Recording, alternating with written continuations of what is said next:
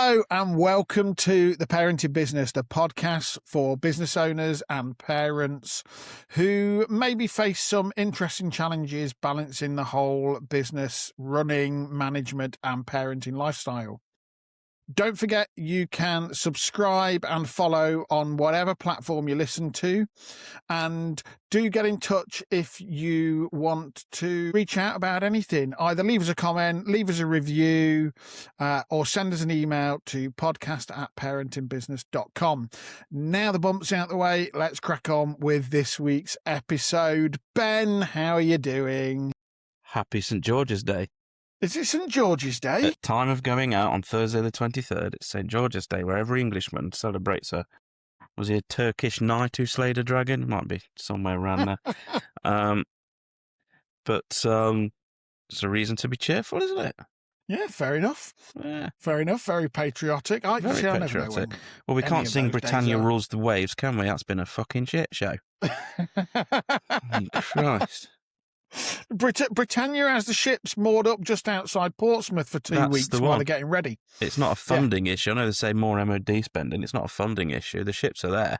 We're just bloody all sat in the dry dock, not using I was going to say, yeah, the ships are there. They're just broken. Yeah. It's incompetence in the civil service, MOD, whatever it is, all the above. And, who knew that happened? Hey. So... how's your week been? Reasonable is the best way to put this one. We can not a lot's gone wrong, not a lot's gone amazing. We're just ticking by quite nicely. So we'll take it. We'll take it at the minute. Awesome. Yeah. And how's family life this week? Oh, nice. Yeah, we're back in the routine, which is good. Yeah. So we've had Easter week, fortnight, and now we're back to nursery, back to dance class, swimming, and all that vajazzle. Vajazzle? Yeah. What are you on about, vajazzles? I've used the wrong superlative, haven't I? That's the wrong... yeah. I don't want to know about your vajazzle. No. Swiftly moving on. Before we go straight into the gutter. But, no, it's good, mate. Ah, good. Excellent. Yeah. Well, let's crack on with the show, and we'll go into some of the usual pieces, and we'll find out a bit more. So, let's start with highs and lows. Start with it. I unusually did them first last week. Well, I might ask for that again because I've not thought of mine yet. Because we are so prepared for these episodes, aren't we? No. It's not a case of let's send a quick message on day of recording. Are we recording tonight? Are we recording today? Yeah, let's do that. Do you have any highs and lows?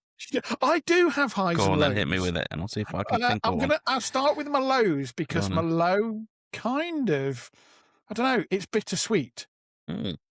In that, so I have we've finally got agreement to close the previous company. Okay, that's something. The meeting was all done. It was a bit shit at the time because the other shareholder basically played a bit of a game. In that I was very worried in chatting with the administrator around, is he gonna stall the closing of the company and this, that, and the other, because I made that whole mistake of 50-50, which I've learned never do that because you end up with the risk of a stalemate. And we thought, that might happen because there was challenges around him and this, that, and the other. And he didn't even turn up to the shareholders meeting. At the 11th hour, he sent a proxy vote. Okay, that'll do.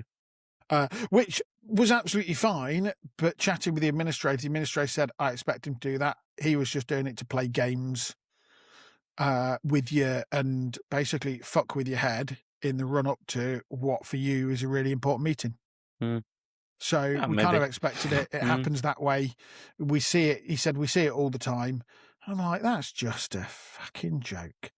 But it's done, it's sorted, onwards, upwards, and from the negative, there's always a positive. I've got some great stuff happening. Been doing a lot of work on the factory, on getting new things into place, on just everything. And I'm positive. I'm kind of, yeah.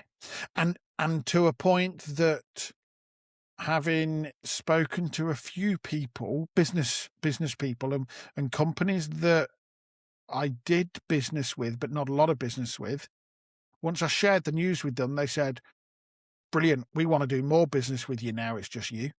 So that's really nice to hear.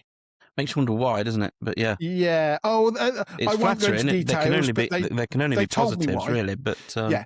but They it's told me interesting. their reasons. Okay. They spoke very candidly. I won't share them them here. But it was really nice that actually now it's just me. They want to do more work with us. With me. So yeah, I'm happy about that. That's the kind of low that's a bit bittersweet. High, I had another daddy weekend. Okay. It's always Daddy-daughter weekend. So daughter was with me.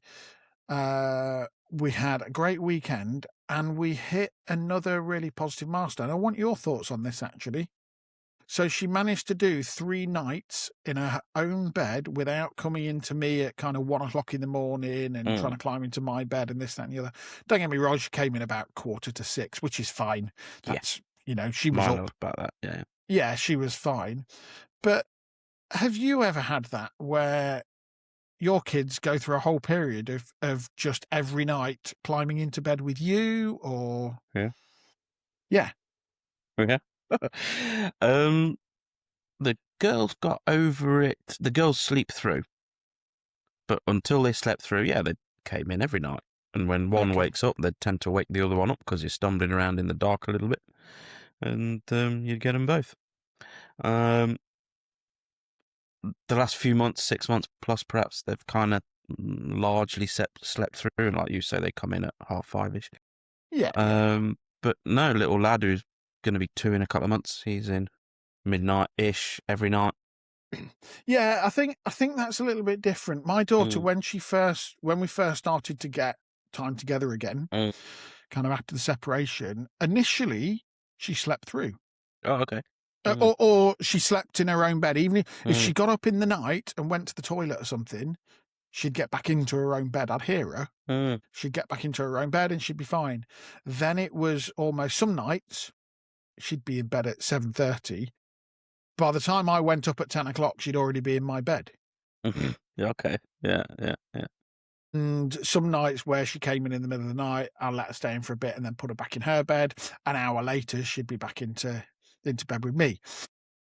We had, it was a real milestone. She spent every night. Now, I don't know if that's connected to the fact that a couple of weeks ago over the Easter holidays, my partner was down with her youngest son and they both slept in the same room. They wanted to share. They got separate rooms, but they wanted to share. We said, yeah, fair enough. You can share a room. And they did. She slept in every night. Every night then. I don't know if it's linked to that, but that was, for me, that was really big progress for her. That was her, kind of feeling a little bit more comfortable. But we had a really fun weekend. We actually went on a play date as well, which was nice. And it was quite a strange one because the other parent asked me, it's another girl that she's at school with. The other parent said to me, do we get play dates anymore? She said she was quite nervous of asking about play dates because her daughter doesn't get invited on them. She doesn't even know whether they're kind of a thing anymore. I've not heard of one, to be fair.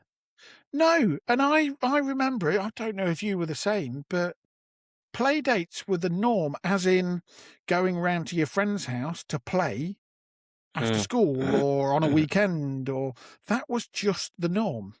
But we don't seem to have them anymore. So we said, sod it, we'll start having play dates because the girls both loved it. And it's good for them. It's socialising. It's getting them away from screens. We actually went out to City Farm for a few hours for this one. But it was already, okay, the girls were already saying, oh, can your daughter come to my house next time? And so on and so forth. Yeah, absolutely. Absolutely. Just go and play at each other's houses. It just seems to not be the norm anymore. And it was a bit of a strange one because the other parent almost felt embarrassed to ask until she asked, and I was really positive about it. And it'll be a social for you as well. Yeah. But even next time, and it will feel a bit strange because my daughter's not with me all the time. She's maybe with me for a weekend, and then for 2 or 3 hours, I'm going to drop her off at her friend's house. Yeah. So different. some people say, but that's your time with your daughter. Yeah. And my response to that, yes, it is, but it's also my time to support my daughter. Yeah, it's like for it to be as normal as possible. And if going around to your friend's house on a Saturday or a Sunday or whatever is normal for a few hours, then that's normal. But it's like what Chris said a couple of weeks ago in his guest episode. It's sad sometimes when the kids grow up a bit and they want to not see me and they want to go and see their friends, or it's meant to be my turn at Christmas and they want to go and do this instead. But it's about them, and if that's what they want to do, absolutely, we're all for it. And at the age she's at now, I kind of want to encourage that social play, that independent play. So if that means I drop her off at, her friend's house for a play date for 2 or 3 hours, and I go and do something else for those 2 or 3 hours close to where she is just because of the travel distance, then so be it. That's fine. But I also know that will be reciprocated. There'll be times when she's here playing with a friend for a few hours, and I'll just carry on doing normal stuff around the house like any parent would. So yeah, it was just an interesting one, with it being so unusual, or feeling so unusual, that a parent would be nervous to ask about a play date, because I didn't think it was unusual. It certainly shouldn't be unusual, should it? No. We'll bring it back, make it come back in fashion. Like wearing flares all over again. Let's just go on a play date. I don't want to see you in flares and with a long-haired wig on. All right, you want to hear my low then? Go on then. Let's talk about your lows and highs. You talk progress. Yeah. My 21-month-old little boy's made a bit of progress. Has he? He has. When he's filled his nappy, he's learned how to take it off. Initially, we give him quite a bit of praise. Oh, good boy, well done. Yeah, come here, go get another one out of the cupboard. So what do you do when you get praise? You're all happy about it, aren't you? Yeah. You smile away and you dance about and you throw the shitty nappy in the corner. I'm making a tally for my swear box as I go. Just throw the shitty nappy again. Throw the shitty nappy in the corner and keep dancing around. So that's fun. I'll stop you there for 1 second. I will tell you a little story about that. Yeah, go on. What so you still my do daughter was in her cot one afternoon nap or something. Went up afterwards to find shit smeared everywhere. She had taken her nappy off, smeared it over the walls, by the cot, all over the cot. She was covered in it. So be prepared. Fun times. Because once they learn to take it off, yeah, shit goes everywhere. Woohoo. Yay! So go on then. That's your low. What's your high? I still don't actually know that one, but I'll tell you what I'm looking forward to this weekend. And this links to you a little bit. We have 3 birthday parties this weekend. So it's going to be a bit full on. We've just finished all the Easter chocolate and now I get 3 rounds of fucking cake. But it's it's something to look forward to, isn't it? So yeah, my high will be being back in the routine, back to dance class, swimming, went to church at the weekend. This weekend we've got some birthday parties planned, which is happy fun time. So Yeah, That'll be nice. my high. Bit of happy fun time. I think that's a really good high, though, because having that family routine, I think, is a positive. So, yeah, totally get that.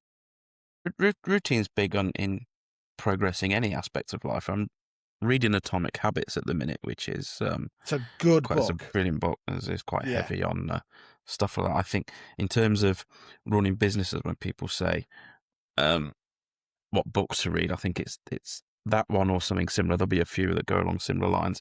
And Dale Carnegie are the big two. Yeah, Make friends and influence people.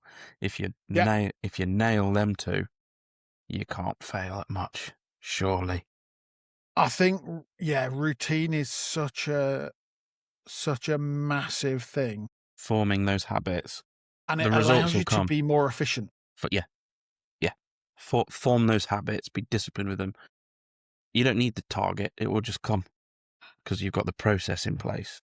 To an extent, I agree, but you need to, I think for me, having the target helps me stick to the routine.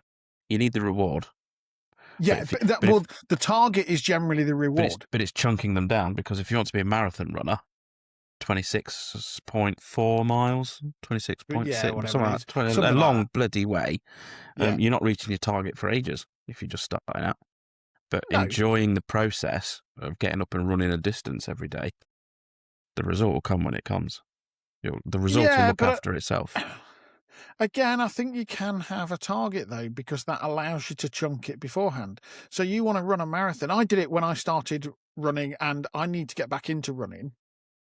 And I got myself into running by entering a 10K race in 5 months' time from when I wanted to start.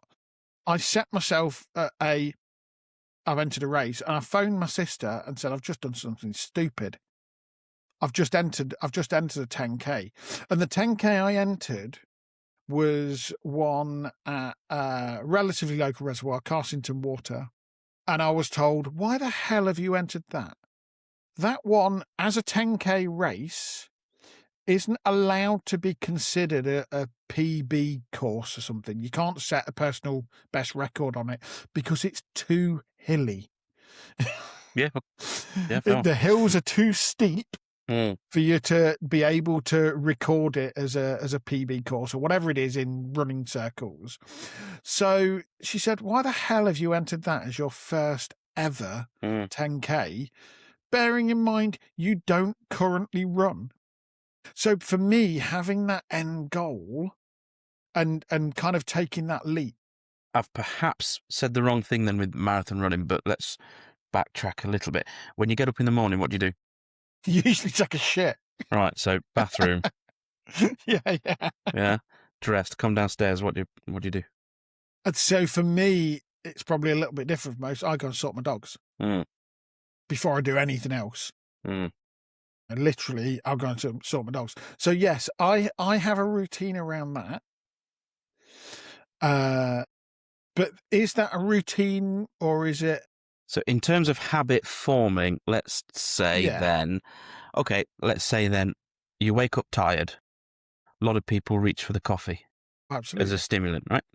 What happens when you don't wake up tired? You still reach for the coffee. You've formed the habit.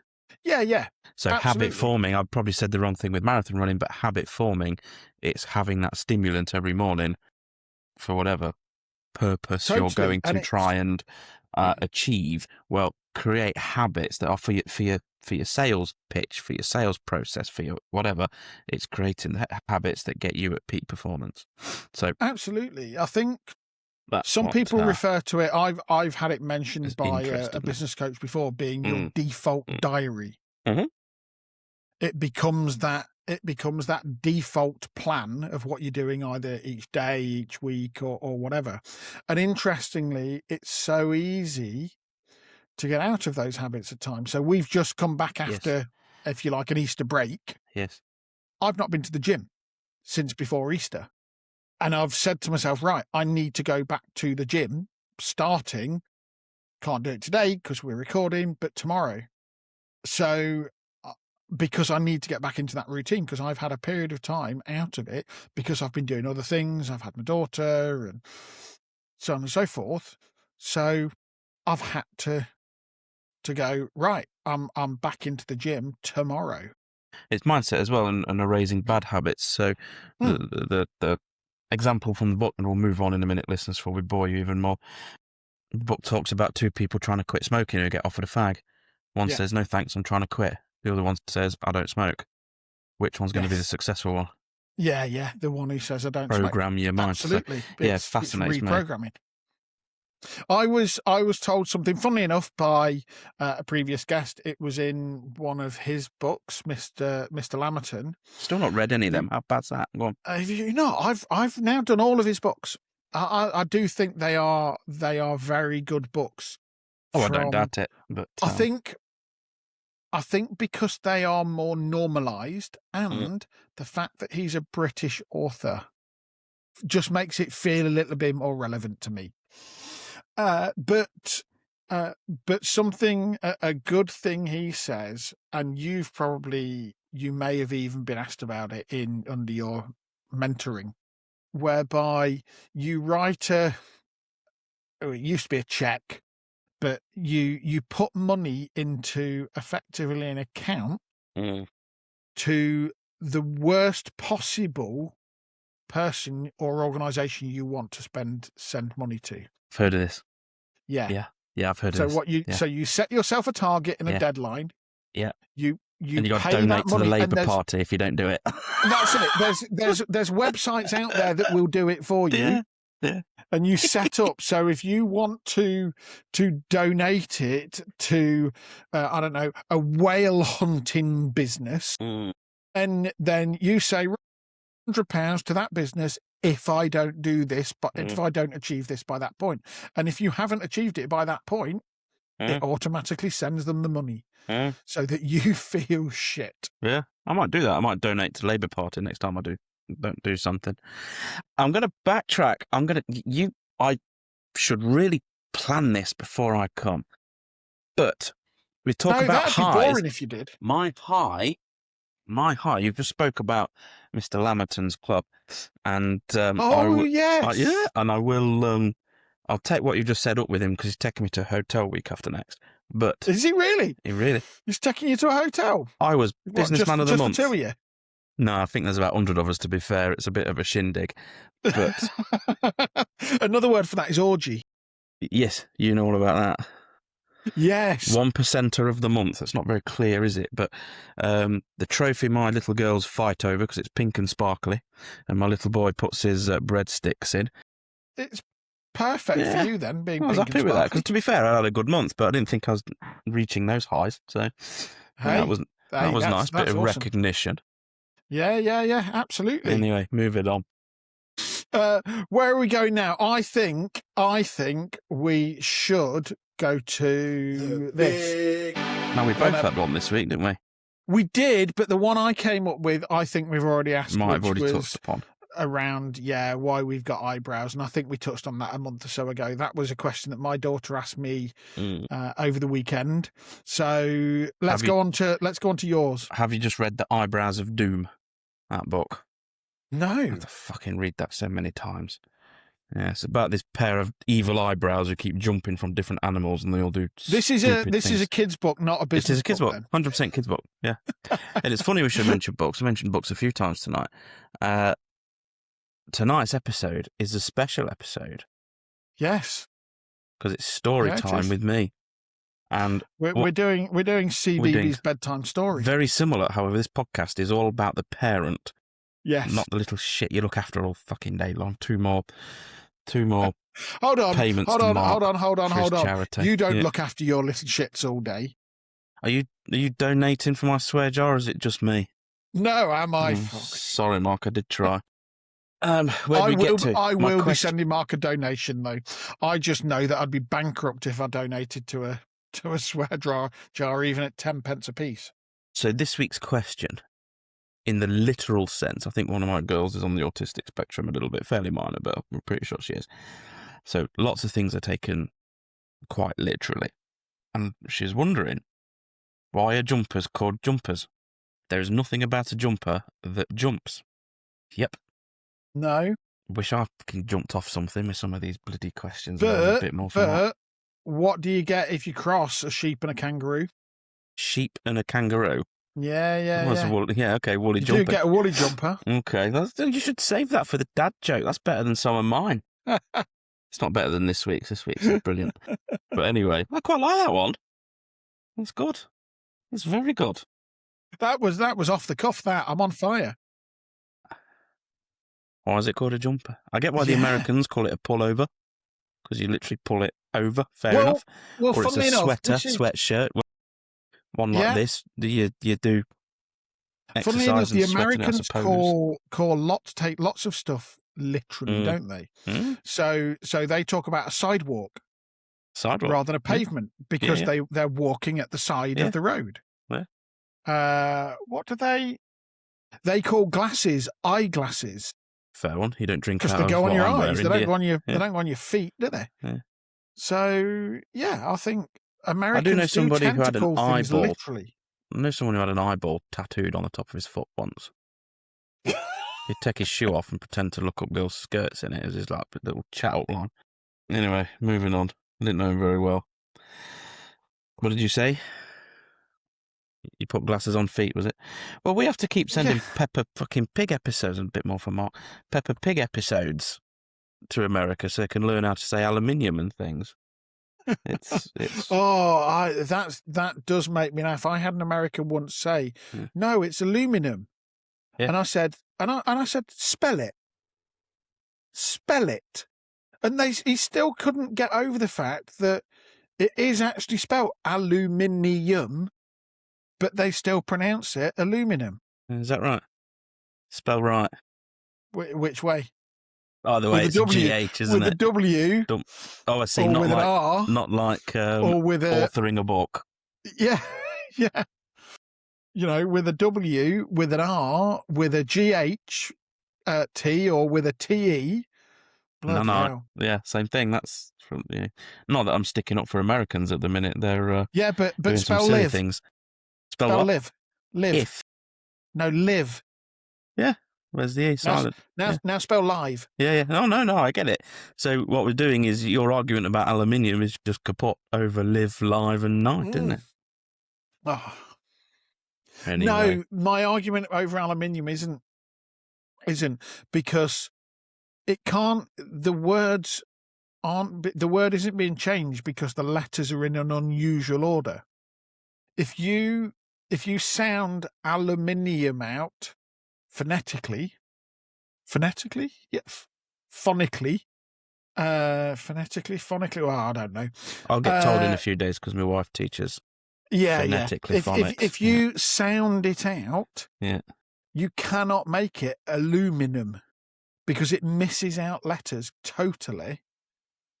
Aluminium. So when the sun goes down, it's nigta. It's fucking same thing, isn't it? Semantics.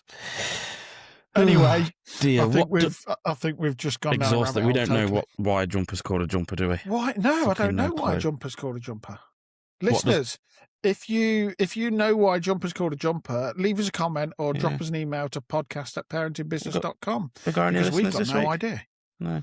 Hopefully we'll have one or two. One or two. So, what does the garlic do when it gets too hot? What does the garlic do when it gets too hot? Yeah. I don't know. What does the garlic do when it gets too hot? Takes off all its clothes. That's not bad, is it? It's dad jokes. Actually, I like that one. I like that one. That is a good dad joke. I'm going to use that. My daughter's taken to asking. We have to call her she, and I will refer to her as she because if I say a name here, my one above my head's going to go off. You know that smart speaker thing that has a name, a woman's name? Yes. My daughter has started asking her to tell jokes whilst I'm sat doing her hair. Yeah. Yeah, I've heard they do that. Yeah. Oh, they do all sorts. You can sit and have a conversation with them now. Yeah. Well, we may as well do that next week instead of me and you on. Have you got a smart speaker? Yeah, we've got the Google one, whatever that's called. Okay, well, tell Fucking your tune in Google next week, smart listeners, speaker for Alexa and that- Siri waffling on, telling jokes to that each you're other. no. Tell them that you're feeling lonely. You can have a whole conversation with them. Might improve on this one. God, anything's going to be better than this one. Oh dear. Okay.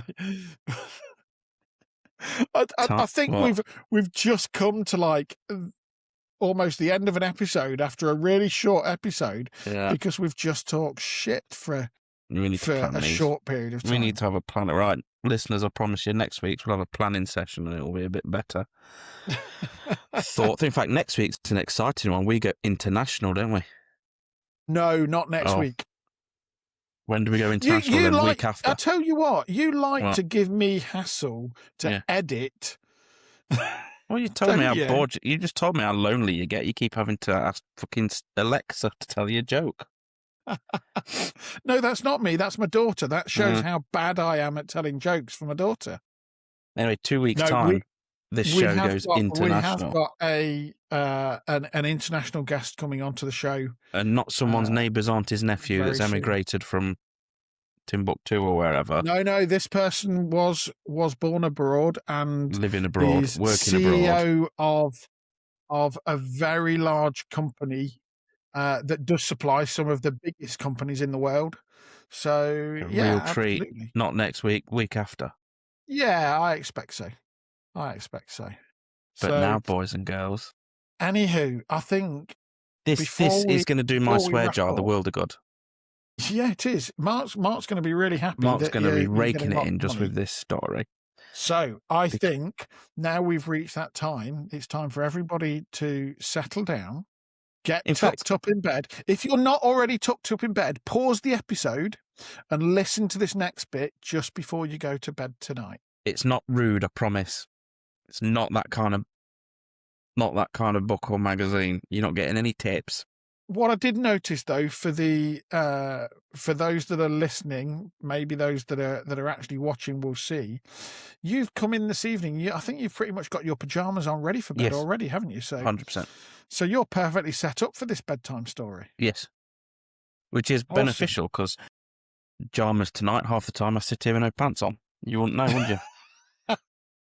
Always sitting comfortably. Some people do put us on to fall asleep to. They do. We've been told that. A couple of people have told us that. It's perfect. Yeah. It's perfect because it's a lovely story that others have narrated also, and it's reviewed as total genius.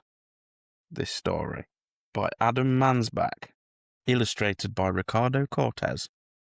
Now we're aware most of you listen, so we're not going to see too many illustrations unless you go and buy the fucking book yourself, and it's called Go the Fuck to Sleep.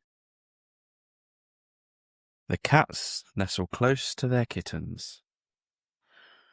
The lambs have laid down with the sheep. You're cosy and warm in your bed, my dear. Please, go the fuck to sleep. The windows are dark in the town, child. The whales huddle down in the deep. I will read you one very last book if you swear you'll go the fuck to sleep. The eagles soar through the sky are at rest, like the creatures who crawl, run, and creep. I know you are not thirsty. That's bullshit. Stop lying to me. Lie down and go the fuck to sleep. The wind whispers soft through the grass on. The field mice, they make not a peep. It's been 38 minutes already. Jesus Christ, what the fuck? Just go to sleep. All the nursery kids are in dreamland. The froggy has made his last leap. Hell no, you cannot go to the bathroom. You know where you can go? You can go the fuck to sleep. The cubs and the lions are snoring, wrapped in a big snuggly heap. How come you can do all this other great shit, but you can't lie down and go the fuck to sleep? The seeds slumber beneath the earth now, the crops that the farmers will reap. No more questions, kid. This interview's over. I've got 2 words. Fucking sleep. The tiger reclines in the simmering jungle. The sparrow has silenced her creak. Fuck your stuff, bear. I'm not getting you shit. Close your eyes, cut the crap, fucking sleep. The flowers doze low in the meadows and high on the mountains so steep. My life is an absolute failure. I'm a terrible parent. Stop fucking with me, please, and sleep. The giant pangolins of Madagascar are snoozing as I lie here and openly weep. Sure, fine, whatever. I'll go get you some more milk. Who the fuck cares anymore? You're not going to sleep. This room is all I can remember. Furniture crappy and cheap. You win, escape, run down the hall as I nod the fuck off to sleep myself. Bleary and dazed I awaken to find your eyes shut. So I keep my fingers crossed tight as I tiptoe away and pray you're fucking asleep. We're finally watching our movie. Popcorn in the microwave beep. Oh shit, goddamn, you've got to be kidding. Come on, back upstairs, go the fuck to sleep. Anyone ever felt like that? Once in a while. Once in a while. Night night.